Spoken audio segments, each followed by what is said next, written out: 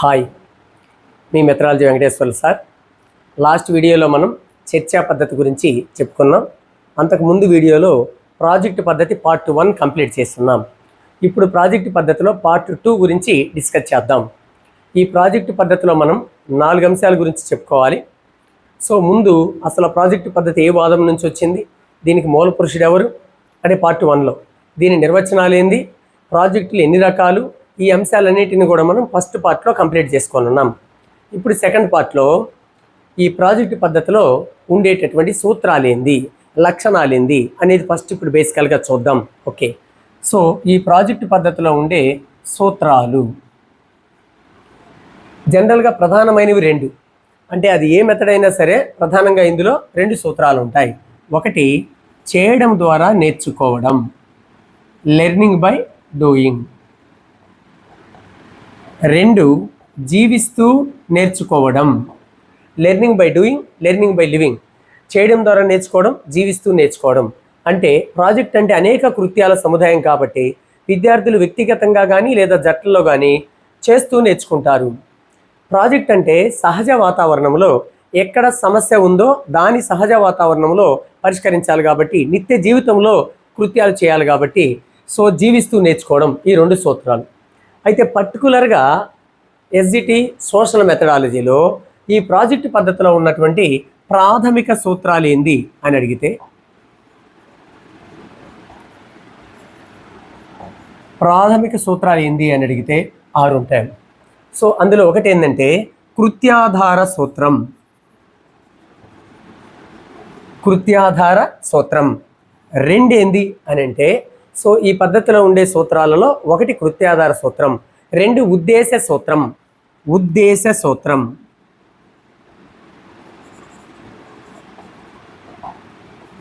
Right. 3వది ఏంది అంటే అనుభవ సూత్రం. అనుభవ సూత్రం. 4వది ఏంది అని అంటే రైట్ వాస్తవిక సూత్రం. వాస్తవిక సూత్రం. 5వది ఏంది అని అంటే స్వేచ్ఛా సూత్రం. స్వేచ్ఛా సూత్రం. ఉపయుక్తత సూత్రం. ఉపయుక్తత సూత్రం. ఒకసారి చూడండి. Activity principle, purposeful principle, experienced principle, direct experiences principle, real environmental principle, so liberty principle, useful principle. ఇలా 5 సూత్రాలు దీంట్లో ఉంటాయి. ఎలా విద్యార్థులు వివిధ రకాల కృత్యాలను చేస్తూ నేర్చుకుంటారు. అంటే ప్రాజెక్ట్ అంటేనే కృత్యాల సమ్మేళనం. సో కృత్యాలు ఉన్నాయి కాబట్టి కృత్యాధార సూత్రం. ఆ కృత్యాలు లేదా ఆ ప్రాజెక్ట్ అనేది ఖచ్చితంగా విద్యార్థులు కొన్ని లక్ష్యాలు సాధించడానికి లేదా కొన్ని విద్యా ప్రమాణాలు సాధించడానికే చేస్తారు. అంటే సే ఫర్ ఎగ్జాంపుల్, విద్యార్థులను చక్కెర కర్మాగారం సందర్శింప చేయడం అనే ప్రాజెక్టుని ఎంపిక చేసుకుంటే అక్కడ ఉద్దేశం ఏంటి అంటే లాభ నష్ట శాతాలను లెక్కగట్టించడం, అంటే గణిత జ్ఞానాన్ని పిల్లలకు అందచేయడం. లేదు విద్యార్థులను పంట క్షేత్రాలను సందర్శింప చేస్తే అక్కడ పంటలకు వచ్చే తెగుళ్లను మనం విద్యార్థులకు చూపిస్తే అది ప్రాజెక్ట్ అయితే అక్కడ ఉద్దేశం ఏంటంటే ఏ తెగులు ఏ యొక్క వైరస్ల వల్ల లేదా శిలీంధ్రాల వల్ల వస్తుంది, ఆ యొక్క తెగులు లక్షణం ఏంది, ఆ తెగులు వస్తే నష్టం ఏంది పంటకి, ఆ తెగులు నివారణ చర్యలు ఏంది అని టెక్స్ట్ బుక్లో ఉండేటటువంటి లక్ష్యాలు మన విద్యార్థులకి అర్థమయ్యేటట్లు చేయడం. కాబట్టి ప్రతి ప్రాజెక్టుకి ఒక ఉద్దేశం అనేది ఉంటుంది. సో లక్ష్యాలు సాధించడానికి ఆ ప్రాజెక్టు తోడ్పడేదిగా ఉండాలి, లేదా విద్యా ప్రమాణాలు విద్యార్థులలో అభివృద్ధి చెందించడానికి తోడ్పడేదిగా ఆ ప్రాజెక్టు ఉండాలి. అంటే ఉద్దేశం ఉండాలి కాబట్టి ఉద్దేశ సూత్రం. నెక్స్ట్ ప్రత్యక్ష అనుభవాలను అందించాలి ప్రాజెక్టు, అనుభవ సూత్రం. నెక్స్ట్ ఆ కృత్యాలు వాస్తవ పరిస్థితులు లేదా నిత్య జీవిత సందర్భాలు లేదా సహజ వాతావరణంలో చేస్తారు, వాస్తవిక సూత్రం. నెక్స్ట్ పిల్లలు భయం లేకుండా చాలా స్వేచ్ఛగా ప్రజాస్వామ్య వాతావరణంలో చేస్తారు కాబట్టి స్వేచ్ఛా సూత్రం. సో విద్యార్థులకు శారీరకంగా మానసికంగా ఈ ప్రాజెక్ట్ అనేది చాలా లాభాలను ప్రయోజనాలను చేకూరుస్తుంది కాబట్టి యూస్ఫుల్ ప్రిన్సిపల్, ఉపయుక్తత సూత్రం. ఈ 6 సూత్రాలు కూడా ఇందులో ఉంటాయి. అయితే ఇక్కడ ఇంపార్టెంట్ పాయింట్ ఏంటంటే ప్రాజెక్టు పద్ధతిలో ఉండే ఏ సూత్రంలో కదలికలకు స్థానం ఉంటుంది అని అడుగుతాడు. కదలికలకు అది ఏ సూత్రము అని అంటే కృత్యాధార సూత్రం. కదలికలకు అంటే అర్థం ఏంటి అంటే పిల్లలు అక్కడ పని చేసినప్పుడు విద్యార్థులు జట్లలో కానీ వ్యక్తిగతంగా కానీ కొన్ని పనులు చేసినప్పుడు కొన్ని కృత్యాలు చేసినప్పుడు అక్కడ కృత్యం అనే దానికి ఇంకొక పదం వాడింది ఏంటంటే కదలికలకు అని వాడడం జరిగింది. కాబట్టి కదలికలకు ఆస్కారం ఉండేటటువంటి సూత్రం ఏంటి అంటే కృత్యాధార సూత్రం. Okay right. అయితే ఈ ప్రాజెక్టు పద్ధతిలో ఎన్ని సోపానాలు ఉన్నాయంటే 6 ప్రాథమిక సూత్రాల లాగానే 6 సోపానాలు ఉంటాయి.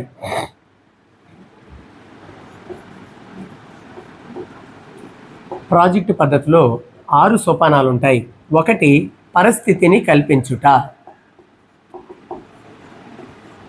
పరిస్థితిని కల్పించుట. ఓకేనా రైట్. ప్రొవైడ్ న్యాచురల్ ఎన్విరాన్మెంట్ లేదా positive environment. So second one ఏంటి అంటే ప్రాజెక్టుని ఎన్నిక చేసి ఆ ప్రాజెక్ట్ యొక్క ఉద్దేశము లేదా లక్ష్యాన్ని వివరించుట.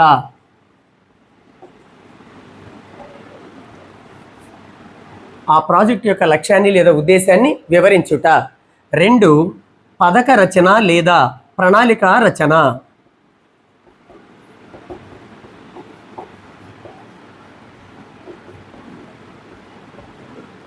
పథక రచన లేదా ప్రణాళిక రచన. 4 ప్రణాళికను అమలుపరచుట లేదా ప్రాజెక్టుని నిర్వర్తించుట.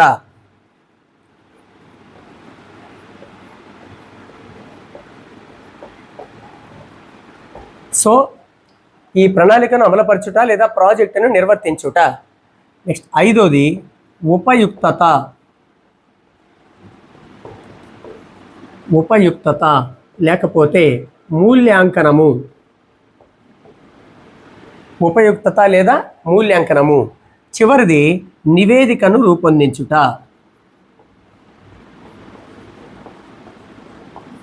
నివేదిక తయారీ. సో ప్రాజెక్టు పద్ధతిలో ఎన్ని సోపానాలు ఉంటాయి? 6 సోపానాలు ఉంటాయి. నంబర్ 1 పరిస్థితిని కల్పించుట. నంబర్ 2 ప్రాజెక్టుని ఎన్నిక చేసి దాని యొక్క ఉద్దేశాన్ని వివరించుట. నంబర్ 3 పథకము లేదా ప్రణాళికను రూపొందించుట. నంబర్ 4 ఆ పథకాన్ని లేదా ప్రణాళికను అమలుపరచుట లేదా ప్రాజెక్టును నిర్వర్తించుట. నంబర్ 5 ఉపయుక్తత లేదా మూల్యాంకనం. నంబర్ 6 నివేదికను రూపొందించుట. రైట్. చూడండి ఇక్కడ provide the environmental. So to provide the motivation. Second one select the project and explain the purpose of the project. Third one planning, preparation of the planning, implementation of the planning, evaluation, documentation. ఇలా 6 సూత్రాలు project పద్ధతిలో ఉంటాయి. Bit ఎలా అడుగుతాడు? బేసికల్గా project పద్ధతిలో మొదటి సోపానం ఏంది, ప్రాజెక్టు పద్ధతిలో చివరి సోపానం ఏంది, ప్రాజెక్టు పద్ధతిలో 4వ సోపానం ఏంది, ప్రాజెక్టు పద్ధతిలో ఉపయుక్తతకు ముందు చేయవలసిన పని ఏంది, అమలు, ప్రాజెక్టు పద్ధతిలో ప్రాజెక్టుని ఎన్నుకున్న తర్వాత ఏం చేయాలి, ప్రణాళిక రూపొందించాలి. ఇలా బేసికల్గా ఈ ఆర్డర్ మీద ప్రశ్న అడగొచ్చు. లేదా ప్రాజెక్టు పద్ధతిలోని సరి అయిన సోపానాల క్రమము అని క్వశ్చన్ ఇచ్చి ఆప్షన్స్లో ఒకటి మాత్రమే ఈ ఆర్డర్లో ఇచ్చి మిగతాయి జిగ్జాగ్ చేయొచ్చు. ఓకే. సో ఈ విధంగా డైరెక్ట్ క్వశ్చన్ అడగొచ్చు. ఇంకా డెప్త్గా, సో ఇంకొంచెం లోతుగా ఎలా అడగొచ్చు ప్రశ్న. ఫస్ట్ ఆఫ్ ఆల్ ఆ ప్రశ్నను మీరు ఆన్సర్ చేయాలంటే ఒక్కొక్క సోపానంలో ఏం జరుగుతుంది, ఏముంది అనేది తెలుసుకోవాలి. ఫస్ట్ ఆఫ్ ఆల్ పరిస్థితిని కల్పించడం. సో ఈ ప్రాజెక్టుని మీరు చేయాలా అని విద్యార్థుల మీద బలవంతంగా ప్రాజెక్టుని దిద్దకుండా టీచర్ ఏం చేయాలి అంటే పిల్లలతో సంభాషించడం, కథలు చెప్పడం, చర్చించడం, సో మాట్లాడడం. దీని ద్వారా ప్రాజెక్టు పట్ల విద్యార్థులలో ప్రేరణ లేదా ఆసక్తిని కల్పించే సోపానాన్ని పరిస్థితిని కల్పించడం అంటాం.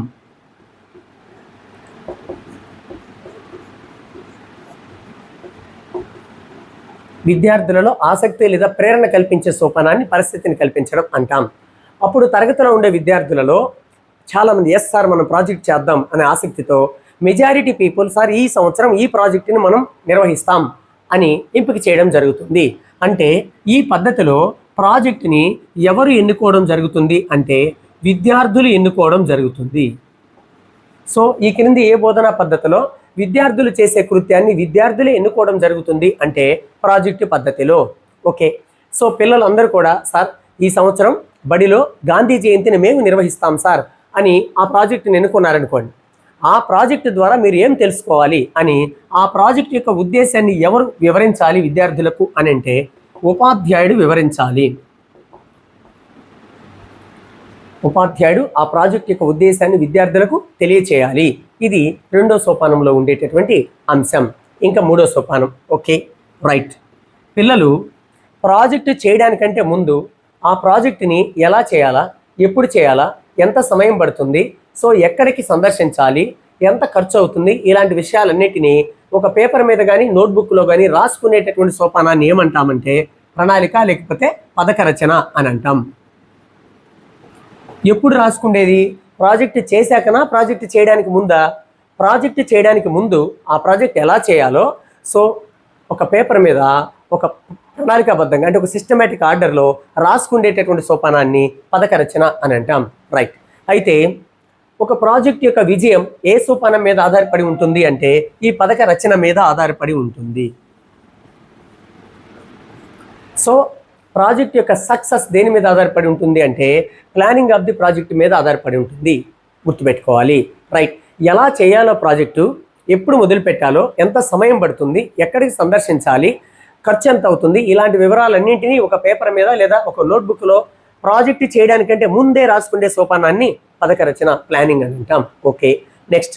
ఎలా పథకాన్ని రాసుకున్నామో ఆ విధంగా విద్యార్థులు వారి వారి వైయక్తిక భేదాలకు అనుగుణంగా, వారి ఆసక్తులకు తగినట్లుగా, వారి సామర్థ్యాలకు తగినట్లుగా బాధ్యతలు పంచుకొని నిర్వర్తించేటటువంటి సోపానాన్ని ఏమంటాం అని అంటే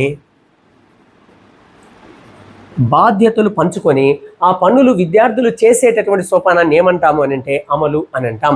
కాబట్టి ప్రాజెక్టు పద్ధతిలో ఏ సోపానానికి ఎక్కువ సమయం పడుతుంది అంటే ఈ యొక్క అమలుకి ఎక్కువ సమయం పడుతుంది.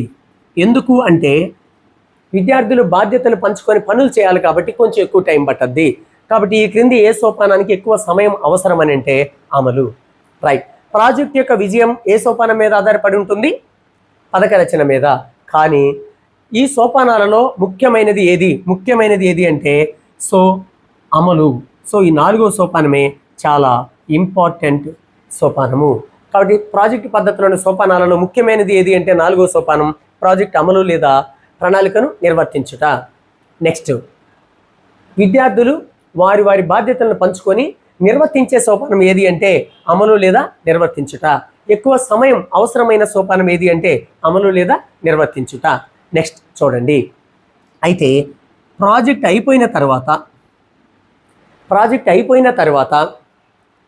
సో విద్యార్థులు ఎక్కడ ఆ యొక్క ప్రాజెక్టుని నిర్వర్తించడంలో కష్టం ఎదురైంది లేదా ఆ ప్రాజెక్ట్ యొక్క ఉద్దేశం నెరవేరబడిందా లేదా అని ఆత్మ విమర్శ చేసుకునేటటువంటి సోపానాన్ని ఏమంటారంటే ఉపయుక్తత లేదా మూల్యాంకనం అని అంటాం. ఆత్మ విమర్శ చేసుకోవడం అంటే ఒకసారి చెక్ చేసుకోవడం. సో బాధ్యతలు పంచుకొని పనులు చేశారు కదా, ఇలా వారి వారి బాధ్యతలు విద్యార్థులు నిర్వర్తించేటప్పుడు ఏ విద్యార్థులు బాగా పాల్గొన్నారు, ఏ విద్యార్థులు పాల్గొనలేకపోయారు, ఎవరు పనులను కృత్యాలను చేశారు, ఎవరు చేయలేకపోయారు, ఈ విధంగా ఒకసారి ఆత్మ విమర్శ చేసుకునే సోపానాన్ని ఉపయుక్తత లేదా మూల్యాంకనం అని అంటాం. నెక్స్ట్, ప్రాజెక్టుకి ఉద్దేశం ఉంటుంది, అది స్టార్టింగ్లోనే టీచర్ పిల్లలకి చెబుతాడు అని చెప్పుకున్నాం కదా. కాబట్టి ఆ ప్రాజెక్ట్ యొక్క ఉద్దేశం నెరవేరబడిందా లేదా అని తెలుసుకునేటటువంటి సోపానాన్ని ఏమంటారు అంటే ఉపయుక్తత లేదా మూల్యాంకనం అని అంటాం. కాబట్టి 2 పాయింట్లు. పిల్లలకు బాధ్యతలు అప్పగించి ఆ పిల్లలు ఆ పనులు చేసేది అమలు. మరి విద్యార్థులు పనులు చేశారా లేదా, ఎవరు బాగా చేశారు, ఎవరు బాగా చేయలేదు, ఎవరు కృత్యంలో పాల్గొన్నారు, ఎవరు పాల్గొనలేకపోయారు అనేటటువంటిది ఆత్మ విమర్శ చేసుకునే సోపానం ఉపయుక్తత లేదా మూల్యాంకనం. ప్రాజెక్ట్ యొక్క ఉద్దేశం నెరవేరబడిందా లేదా అని పరీక్షించుకునే సోపానం ఉపయుక్తత లేదా మూల్యాంకనం. క్లియర్.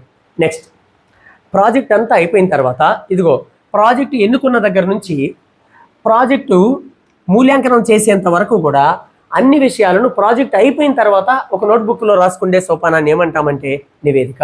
సో పథక రచన రాయడమే, సో నివేదిక కూడా రాయడమే. ఎప్పుడు రాస్తే పథక రచన ప్లానింగ్, ఎప్పుడు రాస్తే డాక్యుమెంటేషన్. సో ప్రాజెక్టు నిర్వహించడానికి ముందు ఎలా నిర్వహించాలో రాసుకుంటే పథక రచన. ప్రాజెక్టు నిర్వహించేసిన తరువాత ప్రాజెక్టు ఎన్నిక దగ్గర నుంచి ప్రాజెక్టు మూల్యాంకనం వరకు అన్ని వివరాలను సవివరంగా ఒక నోట్బుక్లో వరుస క్రమంలో రాసుకుంటే దాన్ని నివేదిక అని అంటాం. ప్రాజెక్టు నిర్వహించిన తరువాత రాసుకుంటే సోపానం నివేదిక. ఎందుకు? భావి విద్యార్థులకు మార్గదర్శకంగా ఉండే సోపానం ఏది అంటే నివేదిక. భావి విద్యార్థుల కంటే నెక్స్ట్ అకాడమిక్ ఇయర్లో ఈ ప్రాజెక్టు తర్వాత తరగతుల విద్యార్థులు చేసేటప్పుడు సూచనలు సలహాలు ఎలా చేయాలి అని భావి విద్యార్థులకు ఒక గైడెన్స్, ఒక మార్గదర్శకంగా ఉండేది ఏది అంటే ఈ నివేదిక. ఓకే, ఇది ఈ ప్రాజెక్టు పద్ధతిలో ఉండే 6 సోపానాలు. అయితే ఈ యొక్క ప్రాజెక్టు పద్ధతి మనోవైజ్ఞానిక పద్ధతి.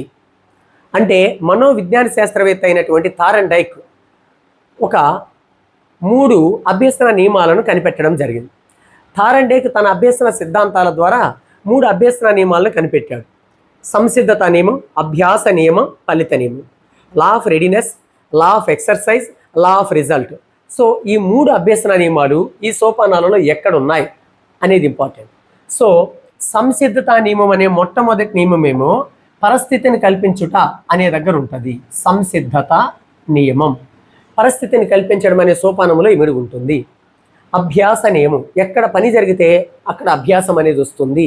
సో ఈ ఎక్సర్సైజ్ అనేది ఈ 4వ సోపానమైనటువంటి అమలు లేదా నిర్వర్తించడంలో 2వ నియమం అయినటువంటి అభ్యాస నియమం అనేది ఇమిడి ఉంటుంది. అభ్యాస నియమం. నెక్స్ట్, మూల్యాంకనం చేసినప్పుడు ఫలితం బయటపడుతుంది. పిల్లల ఉద్దేశాలు, ఆ ప్రాజెక్ట్ యొక్క ఉద్దేశం పిల్లలు నెరవేర్చారా లేదా, ఏ పిల్లలు పాల్గొన్నారు, ఏ పిల్లలు పాల్గొనలేకపోయారు కృత్యాలలో అనే విషయం మూల్యాంకనం చేసినప్పుడు ఫలితం తెలుస్తుంది. కాబట్టి 5వ సోపానంలో 3వ థారన్ డైక్ నియమం అయినటువంటి ఫలిత నియమం ఇమిడి ఉంటుంది. ఓకేనా?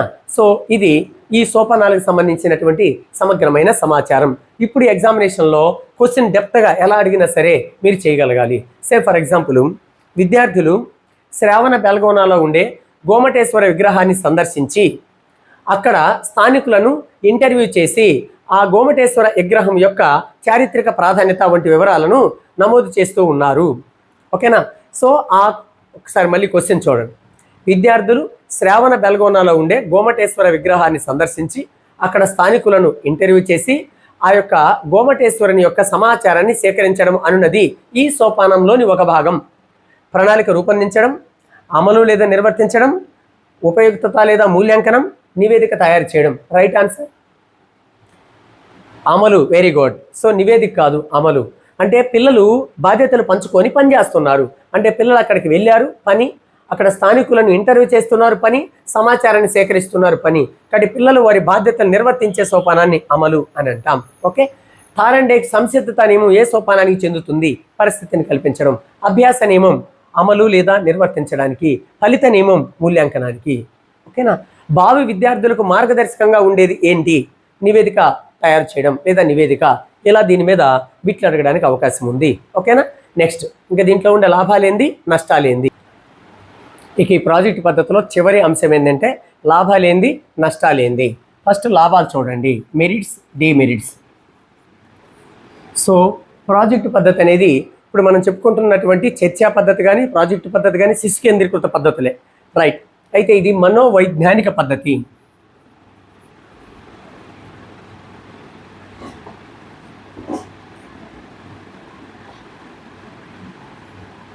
ఇది సైకలాజికల్ మెథడ్, మనోవైజ్ఞానిక పద్ధతి ప్రాజెక్ట్ పద్ధతి అనేది.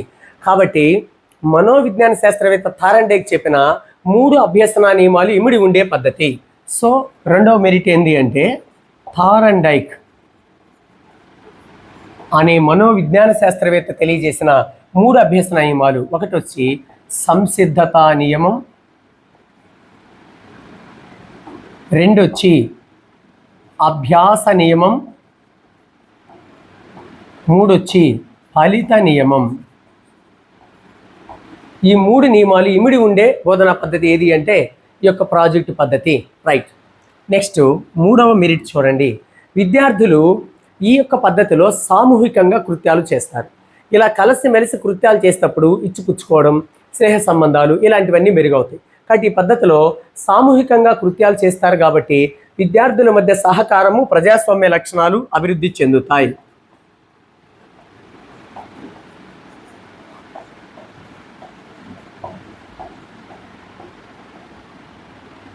సో సహకారం, ప్రజాస్వామ్య లక్షణాలు విద్యార్థుల మధ్య అభివృద్ధి చెందుతాయి. ఓకేనా? రైట్. నెక్స్ట్, ఈ పద్ధతిలో ఉండే మరొక ముఖ్యమైన అంశం ఏంటి అంటే సహజ వాతావరణంలో విద్యార్థులు కలిసి మెలిసి జట్లలో కృత్యాలు చేస్తారు కాబట్టి అక్కడ ఎలా ప్రవర్తించాలి, ఎలా ఉండకూడదు లాంటి సామాజిక క్రమశిక్షణ విద్యార్థులలో అలవడుతుంది.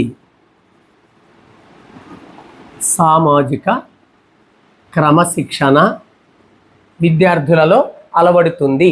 రైట్. అంటే చూడండి, మరి సహజ వాతావరణంలో పిల్లలందరూ కలిసి పనులు చేస్తారు కాబట్టి పని చేయడం నామోషి కాదు, గౌరవము. అంటే వర్క్ ఈజ్ వర్షిప్ అనే భావన ఈ పద్ధతిలో ఏర్పడుతుంది. శ్రమ పట్ల గౌరవ భావం సో విద్యార్థులలో అభివృద్ధి చెందుతుంది. సో పని చేస్తూ నేర్చుకుంటున్నారు కాబట్టి పని చేయడం తప్పు కాదు అని శ్రమ పట్ల గౌరవ భావం ఏర్పడుతుంది. సో ఆ విధంగా సొంతంగా సహజ వాతావరణంలో స్వేచ్ఛగా పని చేస్తూ సొంతంగా నేర్చుకుంటున్నారు కాబట్టి విద్యార్థులలో ఆత్మవిశ్వాసం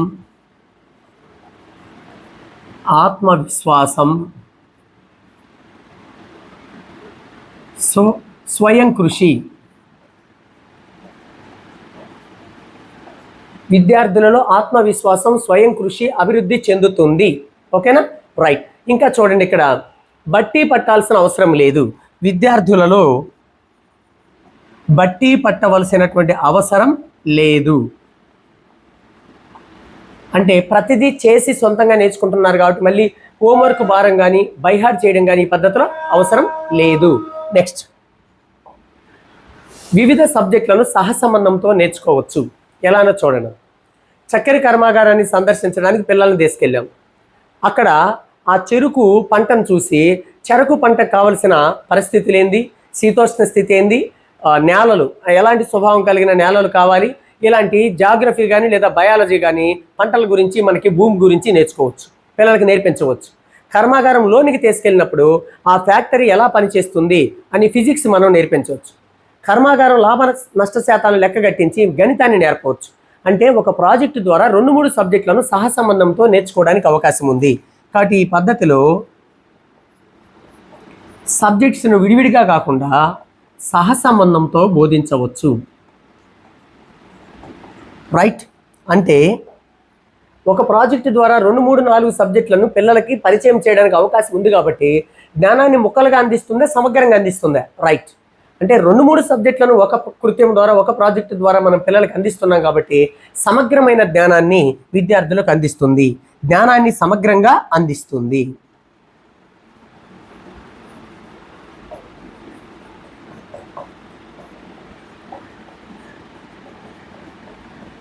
సో సమగ్రమైన జ్ఞానాన్ని లేదా జ్ఞానాన్ని సమగ్రంగా విద్యార్థులకు అందించే పద్ధతి ఏది అంటే సో ఈ యొక్క ప్రాజెక్టు పద్ధతి.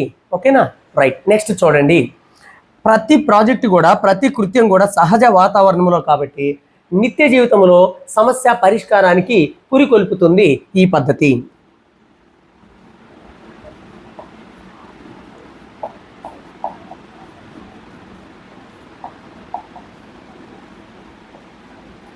సో నిజ జీవితంలో అక్కడ ఎదురయ్యే సమస్యలు, ఫర్ ఎగ్జాంపుల్ పక్షుల గురించి తెలుసుకోవాలా, ఆ పక్షులకు సంబంధించిన సమస్యను పక్షులు నివసించే ప్రదేశంలో, పంట తెగుళ్ళను గురించి తెలుసుకోవాలా ఆ పంట క్షేత్రాలలో, సో పాడి పరిశ్రమ గురించి తెలుసుకోవాలా సో ఆ పశువుల పాక దగ్గర ఎక్కడ సమస్య ఉత్పన్నమైందో దాని సహజ వాతావరణంలో పరిష్కరించే పద్ధతి. కాబట్టి నిత్య జీవితంలో సమస్యలను పరిష్కరించడానికి విద్యార్థులను పురికొల్పే పద్ధతి ఏది అంటే ఈ యొక్క ప్రాజెక్ట్ పద్ధతిగా మనం చెప్పుకుంటాం.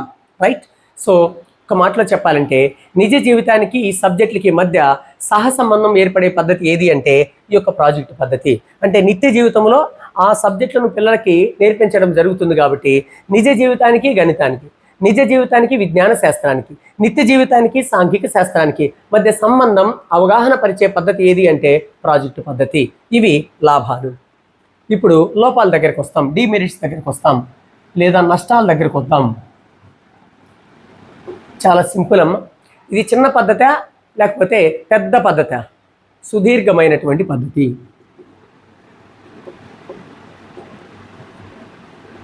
సో ఇది సుదీర్ఘమైనటువంటి పద్ధతి. సుదీర్ఘమైన పద్ధతి కాబట్టి సమయము, శ్రమ, శక్తి వృధా అవుతుందా లేకపోతే ఆదా అవుతుందా? ఎస్, వృధా అవుతుంది. కాలం, సమయము, ఓకేనా, టైం, అదేవిధంగా ప్రయత్నాలు, శక్తి వృధా అవుతుంది. సో విద్యార్థులు ఉపాధ్యాయుని యొక్క సమయం కానీ ఆ ప్రయత్నాలు లేకపోతే శక్తి కానీ వృధా అవుతుంది. సిలబస్ సకాలంలో పూర్తి అవుతుందా, పూర్తి కాదా? ఎక్కడ అవుతుంది? పిల్లల్ని సహజ వాతావరణంలో తీసుకొని పోతే మళ్ళీ వచ్చేసరికి 2-3 పీరియడ్లు అయిపోద్ది కాబట్టి సిలబస్ పూర్తి కాదు. కాబట్టి సిలబస్ సకాలంలో పూర్తి కాదు. సిలబస్ని ఇన్ టైంలో మనం పూర్తి చేయలేము. నెక్స్ట్, సహజ వాతావరణంలో విద్యార్థులను కంట్రోల్ చేయాలంటే ఉపాధ్యాయునికి చాలా భారం. కాబట్టి ఉపాధ్యాయునిపై చాలా భారం ఉండేటటువంటి పద్ధతి ఏది అని అంటే ప్రాజెక్ట్ పద్ధతి. ఇంకొక పద్ధతి కూడా ఉంది. ఉపాధ్యాయుని పైన భారం ఉండే పద్ధతి ఏది అంటే అన్వేషణ పద్ధతి. 2 ఇస్తే ఎట్లా సార్? ఇవ్వడు. ఉపాధ్యాయునిపై భారం ఎక్కువగా ఉండే పద్ధతి ఏది అంటే సో అన్వేషణ పద్ధతిలో భారం ఉంటుంది, ప్రాజెక్ట్ పద్ధతిలో భారం ఉంటుంది, సమస్య పరిష్కార పద్ధతిలో కూడా భారం ఉంటుంది. సో ఆ క్వశ్చన్ ఇచ్చినప్పుడు ఈ 3 ఇస్తే పైవన్నీ అనే ఆప్షన్ ఇంకొకటి ఉంటుంది. అలా లేనప్పుడు ఈ 3 ఒకటే ఉంటుంది. మరి ఇక్కడ అన్వేషణ పద్ధతిలో ఉపాధ్యాయుని పైన భారం ఏంది అంటే సందర్భం వచ్చింది కాబట్టి చెప్తున్నాను. ఈ పద్ధతి కాకపోయినప్పటికీ సందర్భం వచ్చింది కాబట్టి చెప్తున్నాను. అన్వేషణ పద్ధతిలో ఉపాధ్యాయుడు విద్యార్థులకు సూచనలు, సలహాలు ఇవ్వాలి, మార్గదర్శకత్వం ఇవ్వాలి. ఎక్కువగా ఇస్తే పిల్లలు స్వతంత్రంగా ఆలోచించరు, తక్కువగా ఇస్తే పిల్లలు కృత్యాలు చేయలేరు, అంటే ప్రయోగాలు చేయలేరు. మరి ఎలా ఇవ్వాలంటే పిల్లవాడికి ఎంత అవసరమో అంత కరెక్ట్గా తూచినట్లుగా ఉపాధ్యాయుడు మార్గదర్శకత్వం ఇవ్వాలి. అది కష్టం. దానికి శిక్షణ పొందిన మంచి అన్వేషణ వైఖరి కలిగిన ఉపాధ్యాయులు ఉంటేనే అలా ఇవ్వగలరు. అన్వేషణ పద్ధతిలో పిల్లలు స్వతంత్రంగా ఆలోచించి నేర్చుకోగలరు. అది ఉపాధ్యాయునిపై భారం. అక్కడ ఇది అన్వేషణ పద్ధతిలో మార్గదర్శకత్వం లేదా సూచనలు, సలహాలు ఇవ్వడం కరెక్ట్గా ఇవ్వాలి. అది కష్టం. నెక్స్ట్, సమస్య పరిష్కార పద్ధతి. సమస్య పరిష్కార పద్ధతిలో సమస్యను 7 సోపానాలలో పరిష్కరించాలి. ఈ 7 సోపానాలలో కూడా ఉపాధ్యాయుడు విద్యార్థులకు మరి గైడెన్స్ ఇస్తూ ఉండాలి, మార్గదర్శకత్వం ఇస్తూ ఉండాలి. అంటే అవి చదివినప్పుడు మీకు అర్థమవుద్ది. సమస్య పరిష్కార పద్ధతిలో పునఃప్రవచన పద్ధతి, సాదృశ్యాల పద్ధతి ఇలా ఉంటుంది. అంటే ఒక లెక్క పిల్లవాడు చేయలేకపోతే దానిని పోలిన ఇంకొక లెక్కను విద్యార్థి ముందు ఉంచాలి ఉపాధ్యాయుడు. అలా సమస్య పరిష్కార పద్ధతిలో కూడా టీచర్ పైన భారం ఉంటుంది. నెక్స్ట్, ఇక్కడ ఏంది భారం అని అంటే ఉపాధ్యాయుని పైన సహజ వాతావరణంలో విద్యార్థులను కంట్రోల్ చేయడం, క్రమశిక్షణలో పెట్టడం కష్టం. అందువల్ల ఉపాధ్యాయుని పైన భారం ఉండేటటువంటి పద్ధతి అని అంటాం దీంట్లో. ఓకేనా? రైట్. అయితే ఆ సహజ వాతావరణంలో నియమబద్ధంగా, అవిరళంగా, సమానంగా అభ్యసనం జరుగుతుంది అని ఆశించలేం. అది కూడా లోపమే. సో ఆ సహజ వాతావరణంలో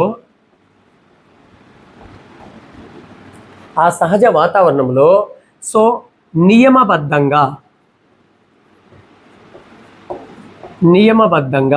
అవిరళంగా అంటే కంటిన్యూవేషన్గా అవిరళంగా, ఓకే, సమానంగా అందరి పిల్లలు సమానంగా అభ్యసనం చేస్తారు, వారిలో అభ్యసనం జరుగుతుంది అని ఇంటి కొడుతున్నా ఆశించలేదు.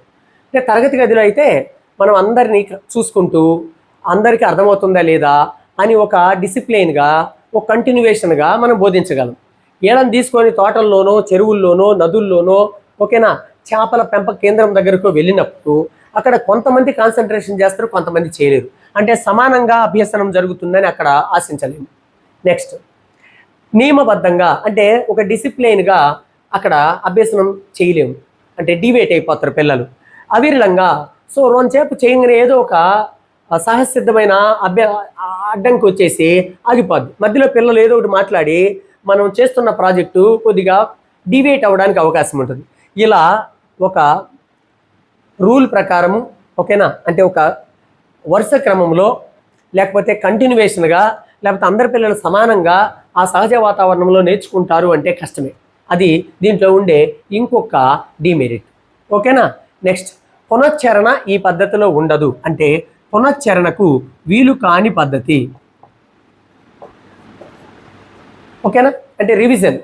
సో రివిజన్ నిగమన పద్ధతో లేకుంటే సంశ్లేషణ పద్ధతి అయితే కట్టే కొట్టే తెచ్చా అన్నట్టు మనం బ్రీఫ్గా పిల్లలకి నేర్పించుకుంటూ వెళ్ళిపోవచ్చు. కానీ డిసెంబర్ అయిపోయిన తర్వాత జనవరి, ఫిబ్రవరిలో మళ్ళీ రెండోసారి రివిజన్ చేయడము ఈ పద్ధతి వల్ల కాదు. అంటే పునశ్చరణకు అవకాశం లేని పద్ధతి ఏది అంటే ప్రాజెక్ట్ పద్ధతి. ఓకేనా? రైట్. సో ఇవన్నీ కూడా దీంట్లో ఉండేటటువంటి నష్టాలు. Okay, right. సో ఇది ఈ పార్ట్ 2లో మనం 4 అంశాలు చెప్పుకున్నాం. ఒకటి, ప్రాజెక్ట్ పద్ధతిలో ఉండేటటువంటి సూత్రాలు. సో ఏంటవి? మెయిన్గా చేయడం ద్వారా నేర్చుకోవడం, జీవిస్తూ నేర్చుకోవడం. మరి ఈ ప్రాజెక్ట్ పద్ధతిలో ఉండే ప్రాథమిక సూత్రాలు ఏంది? కృత్యాధార సూత్రం, ఉద్దేశ సూత్రం, అనుభవ సూత్రం, వాస్తవిక సూత్రం, ఎస్ స్వేచ్ఛా సూత్రం, ఉపయుక్తతా సూత్రం, ఈ 6 సూత్రాలు. నెక్స్ట్ ఈ పద్ధతిలో ఉండే 6 సోపానాలు ఏంది? Right, very good. 1 ఎస్ పరిస్థితిని కల్పించడం. 2 ఎస్ ఎన్నిక చేసి ఆ ప్రాజెక్ట్ యొక్క ఉద్దేశాన్ని వివరించడం. 3 ప్రణాళిక లేదా పథకాన్ని రూపొందించడం, ప్లానింగ్. ఎస్ 4 ఆ ప్లానింగ్ని ఇంప్లిమెంటేషన్ చేయడం, అంటే ప్రణాళికను అమలుపరచడం లేదా ప్రాజెక్టుని నిర్వర్తించడం. ఎస్. నెక్స్ట్ 5 ఉపయుక్తత లేకపోతే మూల్యాంకనం, సో ఆత్మవిమర్శ చేసుకోవడం. నెక్స్ట్ 6 నివేదిక తయారు చేయడం. రాయడం 2 దగ్గరలో జరుగుతుంది. ప్రాజెక్ట్ చేయడానికి ముందు రాసుకుంటే ప్రణాళిక, ప్రాజెక్ట్ అయిపోయిన తర్వాత ఎలా చేసామో ప్రాజెక్ట్ ఎన్నుకున్న దగ్గర నుంచి చివరి సోపానం వరకు రాసుకుంటే అది నివేదిక. ఓకే. నెక్స్ట్ దీంట్లో ఉండే లాభాలు, దీంట్లో ఉండే నష్టాలు, ఇది ప్రాజెక్ట్ పద్ధతికి సంబంధించిన సమగ్రమైన సమాచారం. రైట్.